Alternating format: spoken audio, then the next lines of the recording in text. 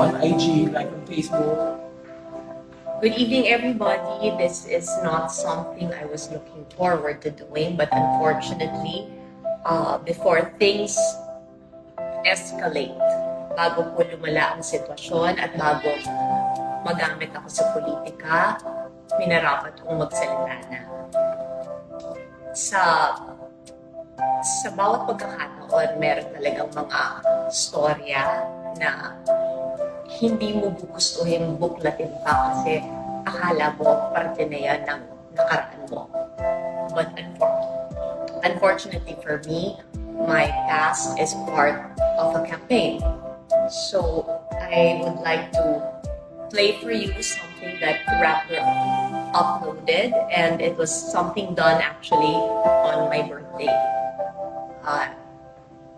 Please play it. Gusto ko lang po i-introduce ko ito si Ipe. Si Ipe po ay adopted father ng Davao City. Alam niyo po bakit adopted father? Kasi po, nag-iwan siya ng 4 na anak sa Davao. Hindi mo totoo yan. O, haliwala naman kayo. Nagkakayan po kayo kung kayo haliwala. Nanay, kumuha si Chris Aquino. Pwede niya na yun. Birthday na ngayon. At saka hindi ko siya niloko kahit kailan nilahan ko siya.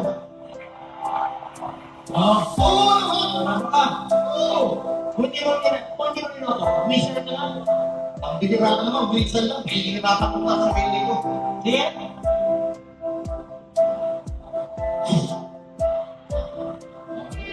Kantaan ko lang sila. Sinungaling kaya. Gusto ko ba kumanta ako? Mga kababayan ko, sa kaisang pelikula ni Chris Aquino, kung saan niya nakilala. Tama. Yung nandito ako. Saan niya nabigani? Inuman. At saan niya naloko si Chris Aquino? Hindi mo naloko si Chris. Hindi mo naloko. Kantahan mo. Okay, so that was February 14, obviously on my birthday. And Political combat. Senatorial. I'm sorry, I apologize. Let's move on kasi today, as we speak, there was a rally in Manila. I think this was it, tama ba akong San Andres? And it was again addressed. Can I play that? Sandali, alam niyo, sa kanya po nag-umpisa yung family planning. Anak ng anak to eh. 4 sa Davao pa lang yun. Sa buong Pilipinas, 35 po. Uy! Hindi po totoo yan! Meron sana akong sasabihin, kaya lang may mga media eh. May mga media. Pwede, ulitin ko yung script ko. Yung script natin, tuloy lang natin. Ulitin na natin. Alam niyo po, Ma'am Chris Aquino, paumanhin.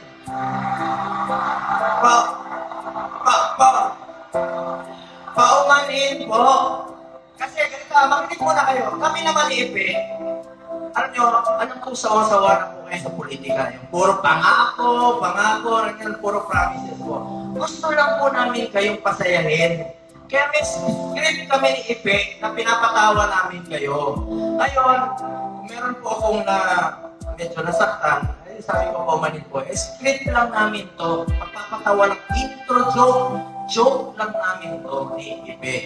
Kaya lang po, siguro, hindi na namin gagamitin yung joke na yon. At ang importante po, mapatawa namin kayo at mapangiti. Kasi puro politika na lang po ang naririnig ninyo. Para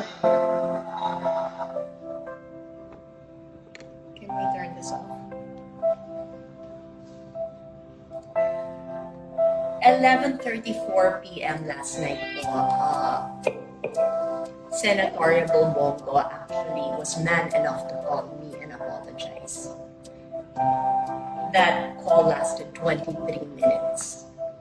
Magkaibigan po kami. Hindi ko na kailangan i-detalye sa inyo kung anong pinag-usapan namin. Kasi ang totoo, a lot of it hindi ko maalala kasi iyak ako ng iyak dun sa phone call na yun.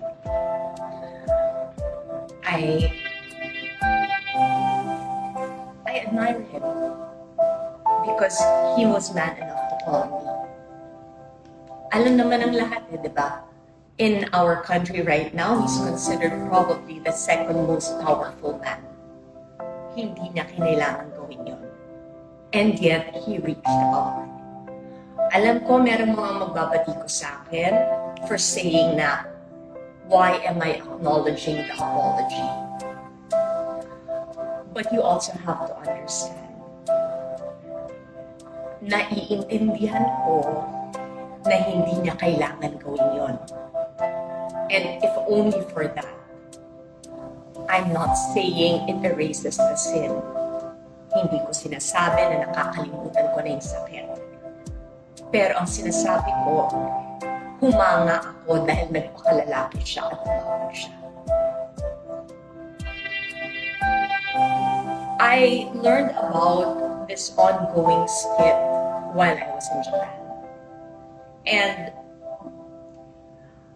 Viber messages will prove to you na on February 17, nagpadala ako ng message sa kanya.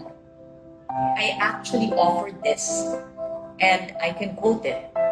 I said, I can give you a surprise appearance. Pagkatapos ng line na niloko si Chris Aquino, sinabi ko, handa akong umakyat sa entablado at sabihin na sigurado ko si Bongo hindi tayo lolokohin. You will ask me bakit ko ginawa yun? Dahil alam ko, habang pinagtatawanan ka, you have to be in on the joke. It's better na nandun ka at alam mo na you're in on the joke, that you're part of the joke, rather than being the joke. But you also know what I've been going through. I don't have to detail that it's been painful. And honestly, I was proud of myself. I did not cry no Friday. I did not even cry no Tuesday. Because I had sons who had to see na yung nanay nila hindi susuko. And ang coping mechanism was decluttering. Nabasa ko na pag everything in your life seems to be out of your control, maglilinis ka nung mga kaya mong linisin. So, malas lang. Nakalagay dun kasi na declutter even your gadgets. So, napanood ulit yung video.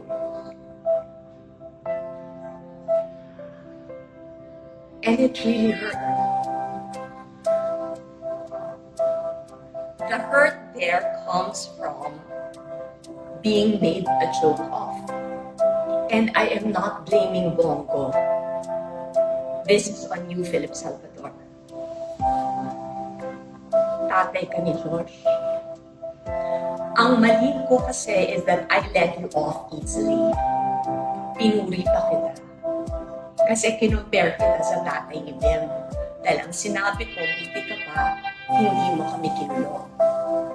Ang hindi ko nabanggit sa mga tao, 16 years kang walang inabot kahit piso kay Josh. But obviously, sasabihin ng mga tao, hindi mo naman kailangan, Chris, mayaman ka. And that's true. May kaya ako. May nanay ako, may mga kapatid ako, kumikita ako.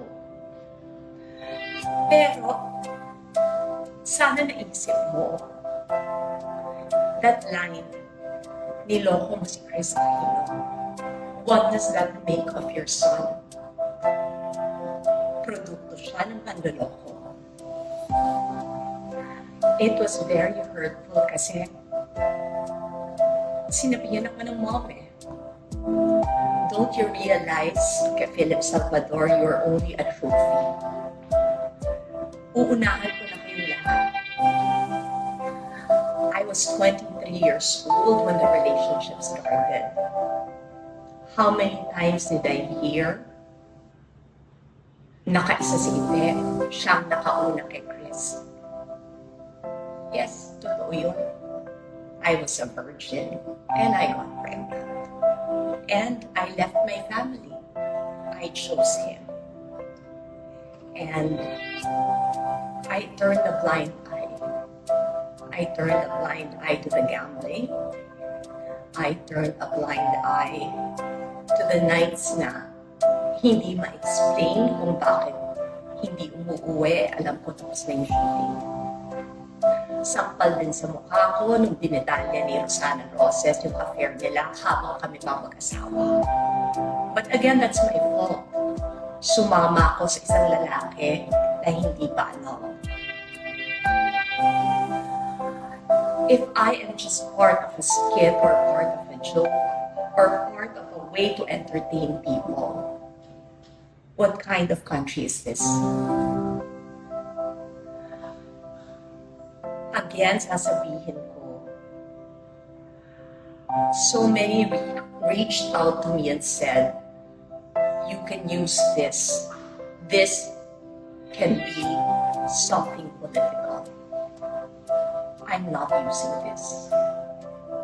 And I told that to Bongo. I said, you treated me kindly when you did not have to. So I want to end this now. Gusto ko lang sabihin, sana naisip lang ninyo na in the midst of your campaign, there's a 23-year-old boy who is special, who is autistic, who watches you. And I'm directing this message to Philip Salvador.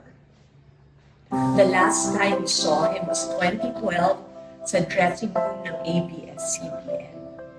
Yung batang yan, hindi nakakakita ng masama sa mundo. Proud siya eh. Nilapit kanya kay Bim at pinakilala kanya.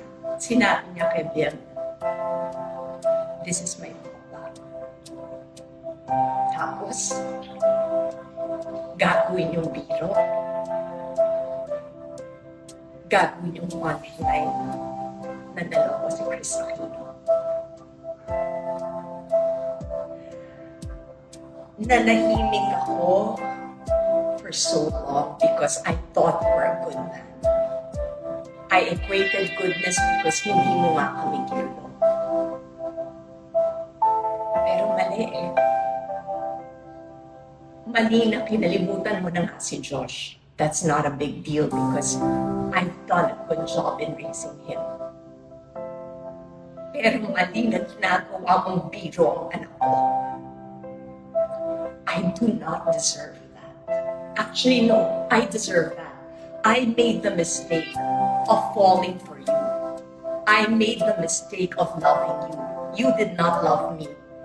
Because had you loved me, 20 years after, hindi ako magiging biro sa isang skit, sa bawat entabladong inaakit mo.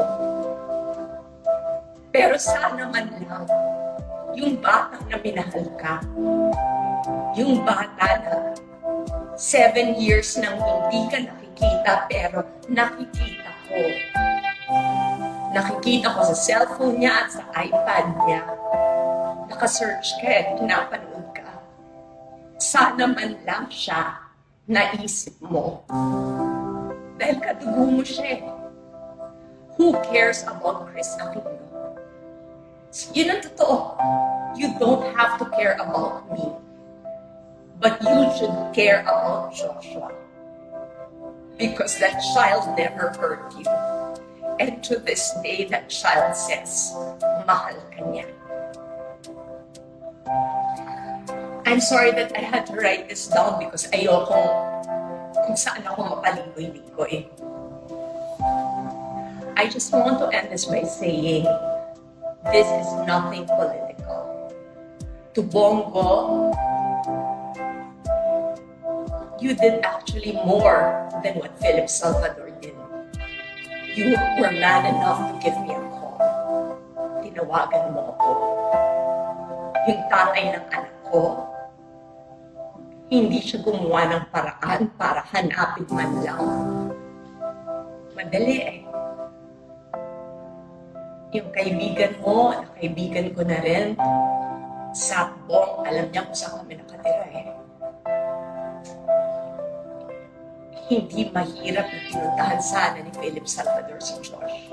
At niyakap lang sana. Lahat kaya ko eh.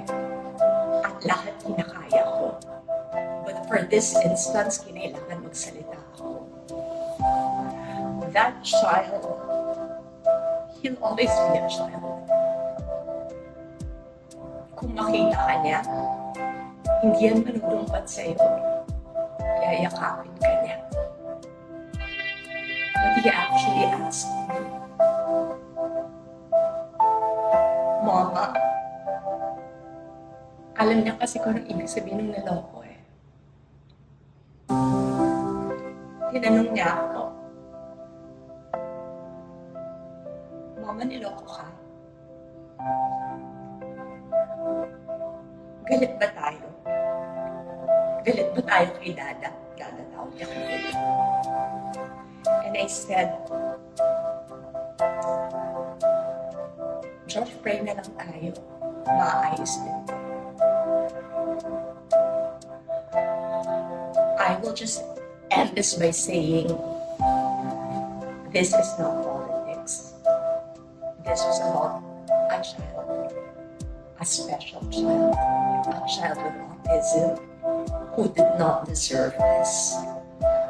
I hope that our country should not be a country where pinagyayabang mo na may 36 kang anak, na may 4 kang anak na iniwan sa Davao. I hope na yung mga babae na mga iniwan o napabayaan, sana makabangon sila at sana magkaroon sila ng magandang trabaho para hindi mapabayaan ang mga anak nila. And ang pinagdadasal ko talaga, ang totoong mga biktima dito yung mga bata. Kasi hindi naman nila ginusto eh, na tayo mga maging magulang nila. So sana, yung batang ganun kabait, na nagpapakita ng galang sa lahat, na walang ginawa kundi yakapin ang lahat, mag-share, magregalo, lahat ng pangalan na aalam niya. Inaabot lahat ng meron siya. Kaya nga minsan natatakot ako baka ma-take advantage na. Sana yung mga batang ganon hindi mabago ng ganitong klaseng mundo. I repeat this, Bong, you hurt me, but it's part of life. In time, sinabi ko sa'yo, I will stop grieving. But I hope that you understand. Masakit pa rin kasi ginawa niyo biro ang buhay ko. Ang pinakamasakit, ginawa niyo biro yung buhay ng anak ko. I hope we all learn from this because I learned. I chose the wrong man to love. And my son is now paying for that. And the only thing I can say is life moves forward. And the only thing I can do is try my best to be the best possible mother for this child. Because he did not deserve to be made a joke of. Maraming salamat po, and this is the first and the last you will ever hear me speaking about this. To all moms, to all parents, and most especially to all children. Hindi lang naman ako ang ganitong sitwasyon. God bless you all. And may God bless us with strength. Kasi sa sitwasyon na ganito, yun ang kailangan natin eh. Maging malakas, matatag, at hindi mawalan ng pag-asa at pananampalataya. Good night.